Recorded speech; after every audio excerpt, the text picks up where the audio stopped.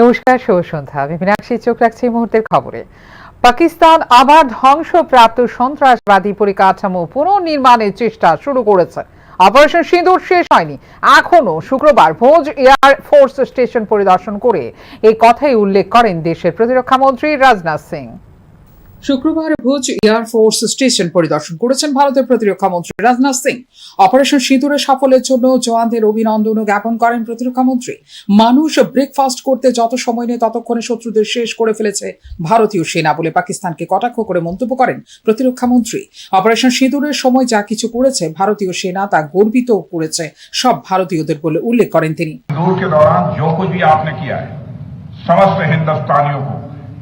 चाहे वो भारत के रहने वाले हों अथवा दुनिया के दूसरे देशों में रहने वाले हों, सभी गौरवान्वित हुए।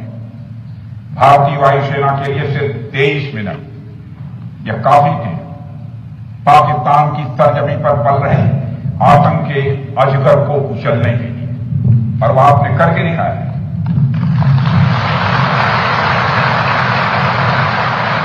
और मैं यह कहूं, यह कहना गलत नहीं होगा, जितनी देर में लोग नाश्ता पानी निपटाते हैं उतनी देर में आपने दुश्मनों को निपटा दिया।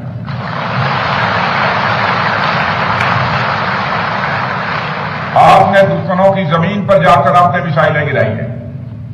उसकी गूंज केवल भारत की सीमाओं तक ही सीमित नहीं रही है, बल्कि सारी दुनिया ने सुना है मेरे दोस्तों, सारी दुनिया ने सुना। और वास्तव में वह गूंज सिर्फ मिसाइल्स की ही नहीं थी, वह गूंज थी आपके शौर्य की और भारत के सेना के जवानों के पराक्रम। পাকিস্তান আবার ধ্বংসপ্রাপ্ত সন্ত্রাসবাদী পরিকাঠামো পুনর্নির্মাণের চেষ্টা শুরু করেছে।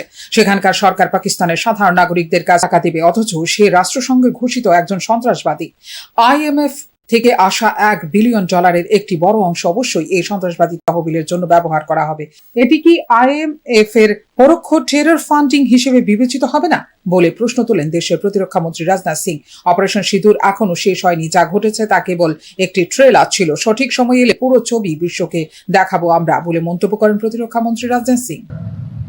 नेशनल मॉनेटरी फंड IMF द्वारा, जो कि एक इंटरनेशनल ऑर्गेनाइजेशन है, उसके द्वारा इनडायरेक्ट फंडिंग इसे नहीं माना जाएगा। मैं दुनिया के लोगों के सामने यह सवाल रखना चाहता हूं।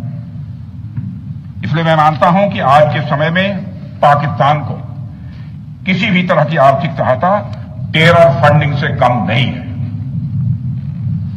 भारत यही चाहेगा कि IMF पाकिस्तान को अपनी $1 बिलियन की असिस्टेंस पर वह पुनर्विचार करे और आगे भी किसी भी तरह की सहायता देने से IMF परहेज करे। भारत नहीं चाहता जो फंडिंग हम IMF को करते हैं वह डायरेक्ट या इनडायरेक्ट किसी भी तरीके से पाकिस्तान या किसी भी देश में टेरर इंफ्रास्ट्रक्चर को बनाने में वह इस्तेमाल की जाए। हम नहीं चाहते।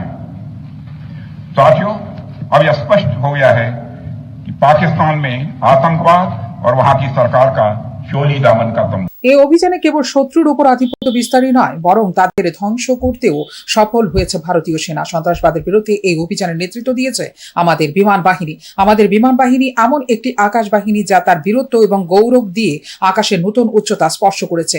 এটা কোনো ছোট বিষয় নয় যে আমাদের বিমান বাহিনী পাকিস্তানের প্রতিটি কোণে প্রবেশাধিকার পেয়েছে এবং এটি সম্পূর্ণরূপে প্রমাণিত হয়েছে বলে উল্লেখ করেন দেশের প্রতিরক্ষা মন্ত্রী রাজনাথ সিং।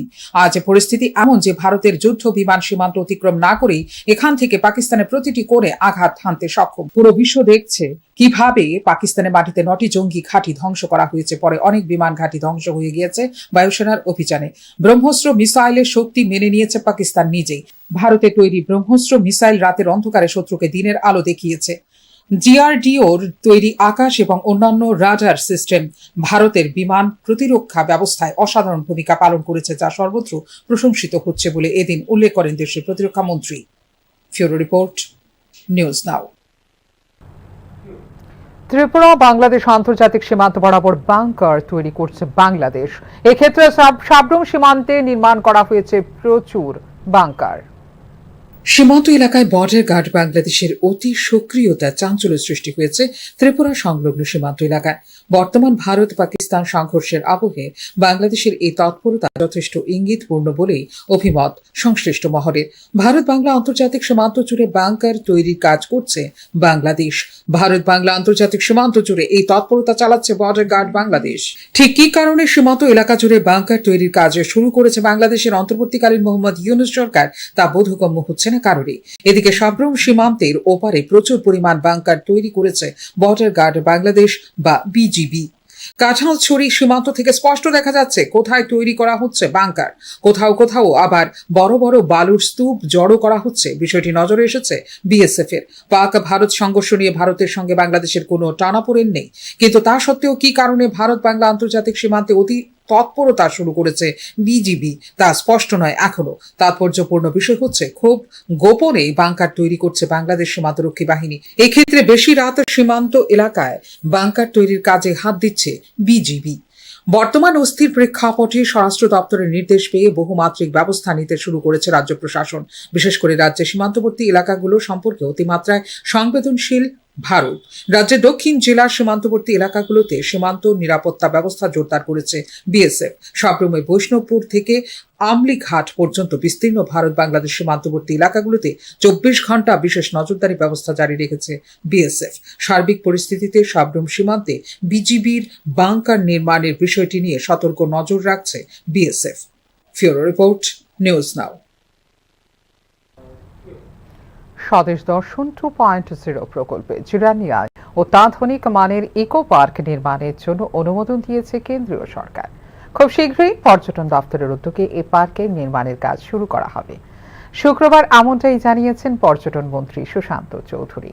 এই লক্ষ্যমাত্রাকে সামনে রেখে শচীন্দ্রনগর কলোনিতে কলকাতার ইকো পার্কের আদলে যে অত্যাধুনিক মানের ইকো পার্ক নির্মাণ করা হবে, সেই প্রস্তাবিত জায়গার ভূমিদাতাদের নিয়ে জিরানিয়া মহকুমা শাসকের কার্যালয়ে পর্যটন দপ্তরের অধিকর্তা, জিরানিয়া মহকুমা শাসক এবং এলাকার বিশিষ্ট জনপ্রতিনিধিগণ ও অন্যান্য প্রশাসনিক আধিকারিকদের উপস্থিতিতে চূড়ান্ত পর্যায়ের বৈঠকে পৌরোহিত্য করেন বলে এদিন জানিয়েছেন পর্যটন মন্ত্রী সুশান্ত চৌধুরী।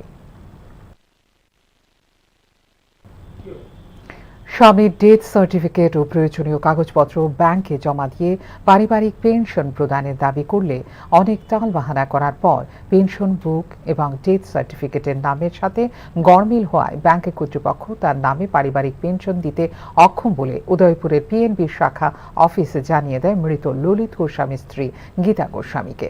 শেষে এই বিষয়ে ত্রিপুরা উচ্চ আদালতের দ্বারস্থ হলে পাঞ্জাব ন্যাশনাল ব্যাংক উদয়পুর শাখার শাখা ম্যানেজারকে 6 জানুয়ারি 2025 আবেদনকারীর আবেদন অনুসারে রায়দানের কপি পাওয়ার 1 মাসের মধ্যে পারিবারিক পেনশন দিয়ে দেওয়ার জন্য আদেশ দেন। বিচারপতি টি অমরনাথ গৌর ব্যাংক কর্তৃপক্ষের নিষ্ঠুর আচরণ, গাফিলতির ও অজ্ঞতার কারণে দুর্মূল্যের বাজারে প্রায় দীর্ঘ 3 বছর যাবৎ অসহায় বৃদ্ধা বিধবা মহিলা শ্রীমতী গীতা গোস্বামী তাঁর ন্যায্য পারিবারিক পেনশন পাওয়া থেকে বঞ্চিত হয়ে আর্থিক দুরবস্থার মধ্যে দিয়ে দিন যাপন করছিলেন। এক সাংবাদিক সম্মেলনে জানিয়েছেন তার আইনজীবী। 1 মে 2025 তারিখে মাননীয় বিচারপতি শ্রী অমরনাথ গৌর মহাশয় মামলাটি শুনানি ক্রমে পাঞ্জাব ন্যাশনাল ব্যাংক উদয়পুর শাখার ব্রাঞ্চ ম্যানেজারকে 6 জানুয়ারি 2025 তারিখে আবেদনকারীর আবেদন অনুসারে রায় দানের কপি পাওয়ার 1 মাসের মধ্যে পারিবারিক পেনশন দেওয়ার জন্য আদেশ দেন। ওই জন্য ব্রাঞ্চ ম্যানেজারকে আবেদনকারীর পক্ষে ইনডেমনিটি বন্ধ রাখতে পারে। ব্যাংক কর্তৃপক্ষের নিষ্ঠুর আচরণ, গাফিলতি ও অজ্ঞতা কারণে দুর্মূল্য বাজারে প্রায় দীর্ঘ 3 বছর যাবৎ অসহায় বৃদ্ধা বিধবা মহিলা শ্রীমতী গীতা গোস্বামী তার ন্যায্য পারিবারিক পেনশন পাওয়ার থেকে বঞ্চিত হয় ওই আর্থিক দুরবস্থার মধ্যে দিয়ে দিন যাপন করছিলেন।